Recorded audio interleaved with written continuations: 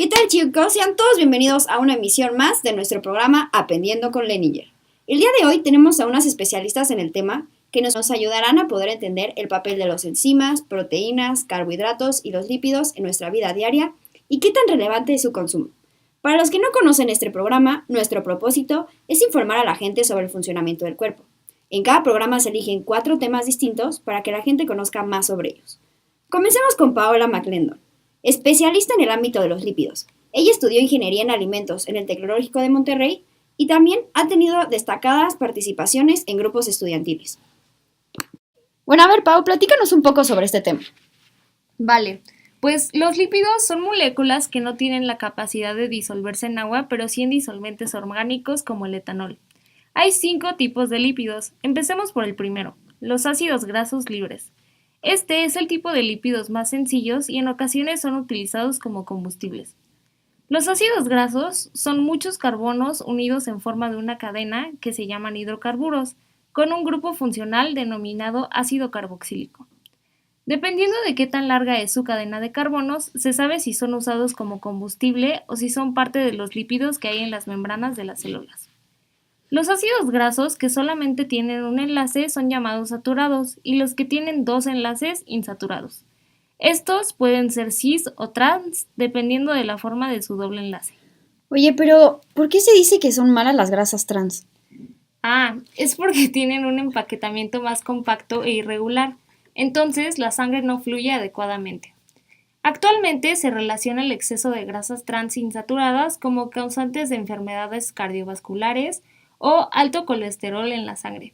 Es por eso que en programas de televisión siempre nos dicen, sin grasas trans, porque no son lo mejor para la salud. Aunque los ácidos grasos sí son esenciales para nuestra dieta.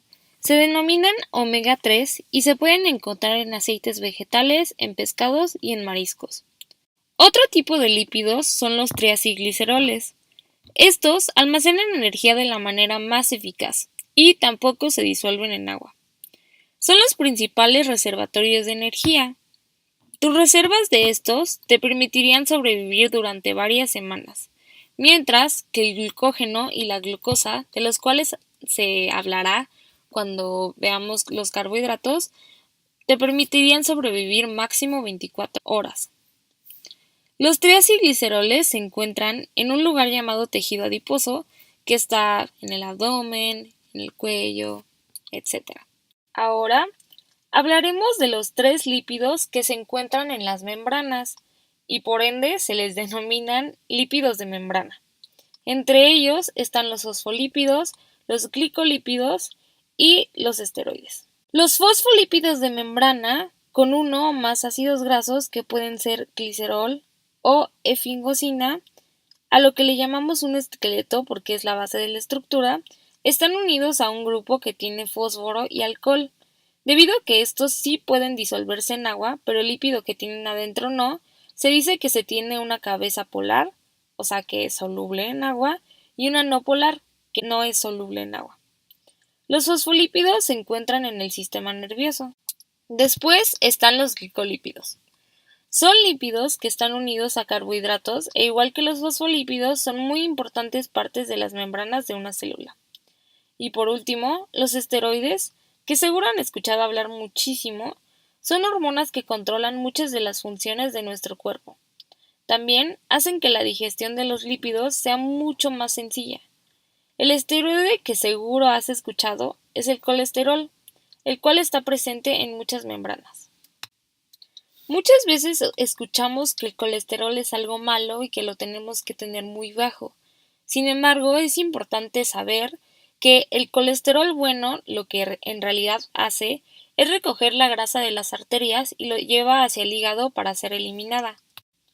En realidad lo que debemos hacer es tener niveles altos de colesterol bueno y bajos de colesterol malo para favorecer a nuestra salud cardiovascular. Y ahora se preguntarán ¿qué es lo que el colesterol malo hace? Y bueno, lo que realiza es obstruir los vasos sanguíneos, aumentando el riesgo de enfermedades coronarias. Así es que ya saben, cuiden su colesterol.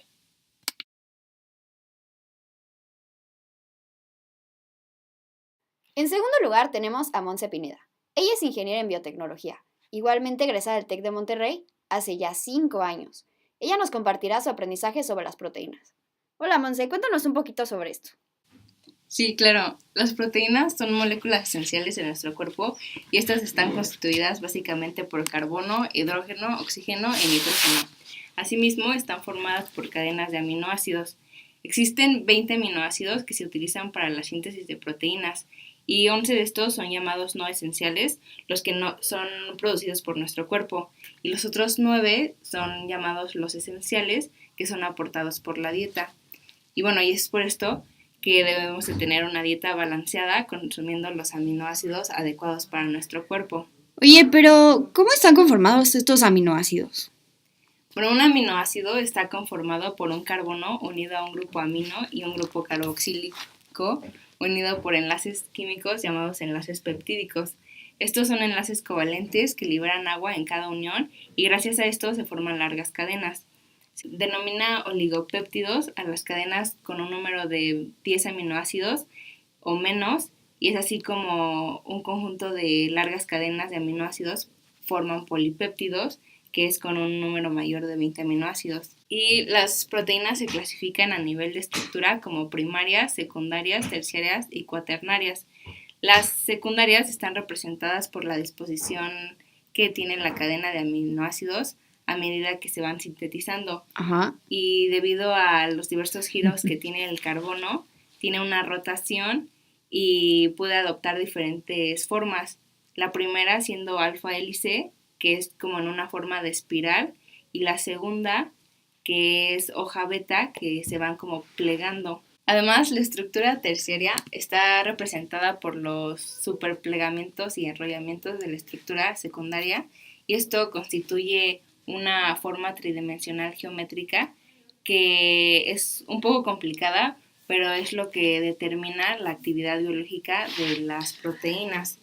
Y bueno, estas proteínas también se pueden clasificar por su función en fibrosas y globulares. Las fibrosas son estructuras presentes en músculos, piel, huesos y tendones, y las globulares realizan otras funciones. Entonces realizan muchas funciones, ¿verdad? Sí, realizan una gran variedad de actividades para mantenernos vivos, como ya mencionamos. Se encargan también de dar estructura, por ejemplo, la queratina, que está presente en las uñas y el pelo. También del movimiento de los músculos, de transportadoras, como por ejemplo el oxígeno, que es transportado en la sangre por la hemoglobina. Y dan también protección de agentes externos, como virus y bacterias, con los anticuerpos. Funcionan también como hormonas, como la insulina, que regula la glucosa en la sangre, y actúan de almacenamiento, de regulación en cuanto a la división celular o la expresión de algunos genes, y de catálisis, acelerando las reacciones por medio de enzimas. ¡Wow, Monse! ¡Qué interesante! Ahora tú, Sofi, háblanos sobre los enzimas. Les comento que a mí siempre me ha llamado la atención el tema de los enzimas. Se me hace muy interesante que existan componentes en el cuerpo humano que nos ayuden a poder economizar tiempo y energía del mismo, porque pueden acelerar hasta millones de veces una reacción. Le pregunté a expertos en el tema y me recomendaron leer el libro de un tal Leninger. Al leerlo me sorprendió saber que para que los enzimas se activen tienen que contar con ciertos componentes. Se tiene un sustrato, un cofactor, un sitio activo, dependiendo si tienen estos o no, pues obviamente se les nombra de diferentes maneras. Imaginemos un rompecabezas. Estos tienen fichas específicas que embonan con otras, sin embargo pueden quedar no tan exactas con otras. Así funcionan exactamente las enzimas. Las enzimas se encuentran buscando a sus piezas complementarias, una de ellas denominada cofactor, la cual se necesita para llevar a cabo las conexiones, por ende, la reacción. Cuando las piezas no se unen a la correcta, se le conoce como apoenzima, lo que significa que esta enzima no se encuentra activa y se encuentra en busca de la correcta. La segunda pieza que se busca se denomina cofactor. Este es el encargado de ayudar a que el sitio activo esté funcionando. Existen los cofactores, los cuales son iones como el magnesio, zinc o hasta moléculas orgánicas. Cuando no se tiene esta pieza, se le denomina simógeno. Como sabemos, cada pieza cuenta con una superficie que se une con la otra. Si esta no embona perfectamente, no existe unión ni interacción entre ellas. En los enzimas se le denomina como sitio activo. Es el lugar en donde la enzima o la pieza reconoce a su sustrato o componente. Como sabemos, no existen solo una marca de rompecabezas, sino existen muchos más. De igual manera, sucede con los enzimas. Estos se clasifican en 6 grupos: oxirreductosas, transferasas, hidrolasas, liasas, isomerasas, las ligasas o sintetasas. Hubo un ejemplo que en lo particular me llamó mucho la atención. ¿Alguna vez ustedes han ingerido leche? Seguro que sí, ¿no? ¿Sabías que gracias a que el cuerpo cuenta con una enzima llamada lactasa, es posible su desintegración y posteriormente puede ser utilizada por el cuerpo? Bueno, pues esta enzima forma parte del grupo de las hidrolasas, las cuales utilizan el agua para romper moléculas. Otra actividad que debemos de tomar en cuenta es con qué velocidad se pueden vender los rompecabezas. En la actividad de las enzimas lo conocemos como cinética enzimática. Esto estudia qué tan rápido o qué tan veloz trabaja una enzima en una reacción tomando en cuenta el producto o la base. Para poder determinar estos datos se utilizan tablas que nos ayudan a poder identificar esta actividad.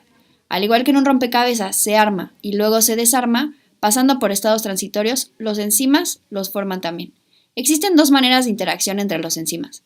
La primera se le conoce como llave cerradura, en la cual se embonan las piezas de forma exacta. En segundo lugar, se refiere al método que se ajusta a la pieza que se quiere ensamblar. A este modelo se le conoce como ajuste inducido, en el cual se hace el trabajo y se libera la enzima. Para poder determinar estas velocidades se conocen 2 maneras de hacerlo.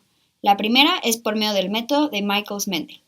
Y también se tiene otro método que es de Lineweaver-Burke, el cual usa el muy nombrado método de que se utiliza la fórmula de punto pendiente, ¿se acuerdan? Es en el que se determina la pendiente y el punto de intersección en el eje Y. Se usa de una manera similar, pero se determina Km y Bmax. Claro, no todo es color de rosas, ya que hay factores que afectan la velocidad de las enzimas, como es la temperatura, los inhibidores, el pH del cuerpo, la concentración tanto de la enzima y también como la del sustrato. Al tener estos tipos de cambios, la enzima puede llegar a desnaturalizarse o también a bajar su rendimiento.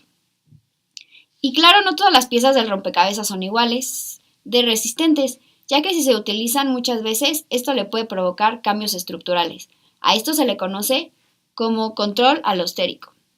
Este cambio no se lleva a cabo en el sitio activo. Como estos no tienen quien los regule, cuentan con una actividad llamada cinética sigmoidal. ¿Recuerdan que les comenté que los inhibidores afectan la reacción? Bueno, pues existen 2 tipos de inhibidores, reversibles y los irreversibles. Pero por otro lado, existen 2 tipos de inhibición, la competitiva y la no competitiva. ¿Ven cuánto se aprende leyendo este libro de Leninger? Finalmente está con nosotros Naomi Trejo, especialista en carbohidratos. Ella tuvo mención honorífica, estudió ingeniería en biotecnología en el TEC de Monterrey. A ver, Naomi, cuéntanos un poquito sobre los carbohidratos.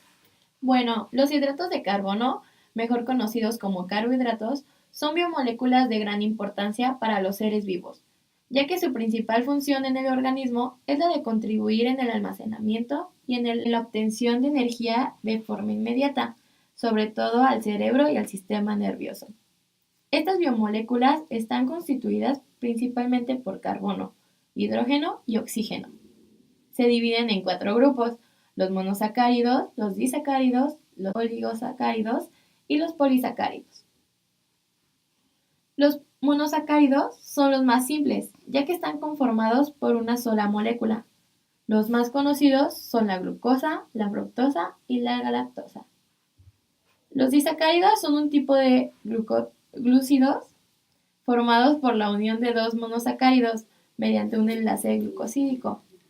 Estos pueden ser hidrolizar y dar lugar a 2 monosacáridos libres, sacarosa, formada por la unión de una glucosa y fructosa. Y entonces, ¿qué son los oligosacáridos y polisacáridos?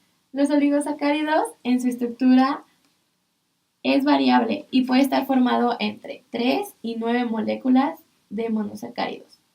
Y los polisacáridos son cadenas de más de 10 monosacáridos, cuya función en el organismo se relaciona normalmente con labores de estructura o de almacenamiento, como por ejemplo el glucógeno.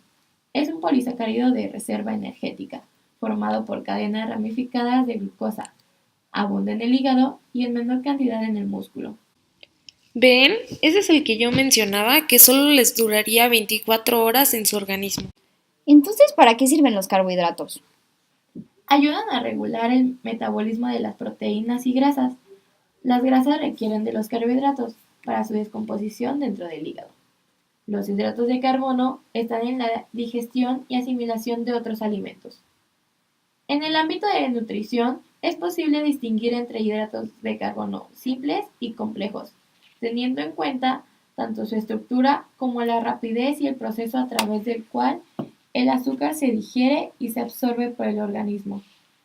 Así, los carbohidratos simples que provienen de los alimentos incluyen la fructosa, que se encuentra en las frutas, la galactosa en los productos lácteos, y carbohidratos complejos abarcan la lactosa, también presentes en productos lácteos, la maltosa, que aparece en ciertas verduras, así como en la cerveza, en cuya elaboración se emplea el cereal de la malta, y la sacarosa, que se encuentra en el azúcar de mesa o azúcar común. Algunos alimentos que son ricos en carbohidratos simples son las frutas y verduras, la leche y los productos derivados de esta como el queso o el yogur, así como en los azúcares y productos refinados. Entre ellos se encuentra la harina blanca, el azúcar y el arroz. En cuanto a los carbohidratos complejos, se incluyen alimentos como legumbres, verduras ricas en almidón, panes y otros productos que incluyan cereales integrales. Para concluir, los carbohidratos son de suma importancia en nuestra vida porque proporcionan una energía para hacer nuestras actividades día a día. Muchas gracias, Naomi. Qué padre info nos acabas de dar, Naomi. Pero bueno, ¿qué les parece si les damos un resumen a nuestra audiencia para que no se olviden de toda la información que les acabamos de mencionar? ¿Va? En conclusión, los lípidos, que están constituidos por carbono y ácidos carboxílicos, son los encargados del almacenamiento de energía, del mantenimiento de la estructura y también se encargan de regular, como los esteroides. Las proteínas están compuestas de aminoácidos que combinan elementos químicos tales como el carbono, el oxígeno y el nitrógeno. De tal manera que éstas aportan al cuerpo todos aquellos elementos y nutrientes complejos que el organismo del ser humano no puede generar por sí mismo. También hablamos de las enzimas, las cuales son compuestos encargados de acelerar una reacción. Y sin ellas, ¿se imaginan cuánto tiempo tardaría nuestro cuerpo en descomponer un alimento? Por último, se habló de los carbohidratos, los cuales ayudan a proporcionar energía al cuerpo y se les puede encontrar de 3 formas, en azúcares, almidones y fibra. Para finalizar nuestra transmisión, contestaremos algunas de sus preguntas. Heidi de Guadalajara pregunta, ¿es verdad que los carbohidratos engordan y solo se encuentran en el pan? Hola Heidi, saludos desde Querétaro. Los carbohidratos en sí no engordan. El exceso de estos es lo que podría causar problemas. Esto pasa porque, como sabemos, un carbohidrato se convierte en glucosa al entrar al cuerpo y debido a que es más de lo que tu cuerpo necesita cuando es consumido en exceso, esta glucosa se convierte en grasa y es almacenada. Esperamos que eso responda a tu pregunta. Ahora, Mariana de Tampico pregunta si es verdad que las mujeres no deberían consumir proteínas. ¿Cómo estás, Mariana? Pues te comentamos que claro que las mujeres deben consumir proteínas, todos debemos hacerlo. Sin embargo, es mejor que su principal fuente de proteína sea de origen vegetal. Eso si el objetivo es no tener demasiada masa muscular. Ahora, Michelle pregunta si la intolerancia a la lactosa tiene que ver con las enzimas. Hola Mitch, ¿cómo estás? Qué buena pregunta. La respuesta es que sí. Las personas que son intolerantes a la lactosa les ocurre esto porque su organismo no produce lactasa, que es la enzima que sintetiza la lactosa. Sin ella, tu cuerpo no sabe qué hacer cuando se introduce leche o cualquier lácteo. Por último, Kat nos pregunta desde Monterrey que si el inhibidor competitivo es reversible. Hola Kat, ¿cómo estás? Sí, dependiendo de la cantidad de sustrato e inhibidos, ya que ambos compiten por la enzima. Muchas gracias por sus preguntas, chicos. Eso es todo por hoy. Muchas gracias por escucharnos. ¡Hasta la próxima!